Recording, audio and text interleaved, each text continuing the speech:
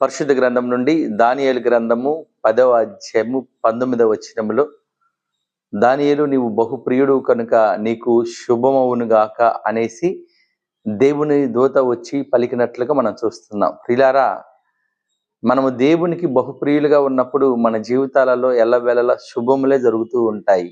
దానియేలు జీవితాన్ని మనం పరిశీలన చేసినప్పుడు, దానియేలు బానిసగా బబులోను దేశమునకు కొనిపోబడినప్పుడు అక్కడ దేవుడి చేత ఆశీర్వదించబడి ఆయన ఆ యొక్క బబులోను దేశంలో అనేక మంది అధికారుల మీద 120 మంది అధికారుల మీద, ఇంకా వారిపైన 3 అధికారులలో దానియేలు ప్రాముఖ్యుడిగా ఉన్నట్లుగా మనం చూస్తున్నాం. ప్రియులారా, క్రీస్తు ప్రభువుకు మనం ప్రియులుగా ఉన్నప్పుడు, క్రీస్తు ప్రభు యొక్క వాక్యానుసారంగా మనం జీవించినప్పుడు, దేవుడి యొక్క వాక్యపు ఆజ్ఞల ప్రకారం మనం అనుసరిస్తున్నప్పుడు మనం దేవునికి ఇష్టమైన బిడ్డలుగాను ప్రియులుగాను ఉంటాం.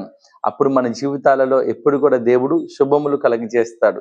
మన జీవితంలో శుభకరమైన ఆనవాళ్ళు మనకు చూపిస్తాడు, మనల్ని మెండారులుగా ఆశీర్వదిస్తాడు. కనుక నీవు నేను మనందరం కూడా క్రీస్తుకు ప్రియులుగా ఉండేవారిగా ఉండాలి.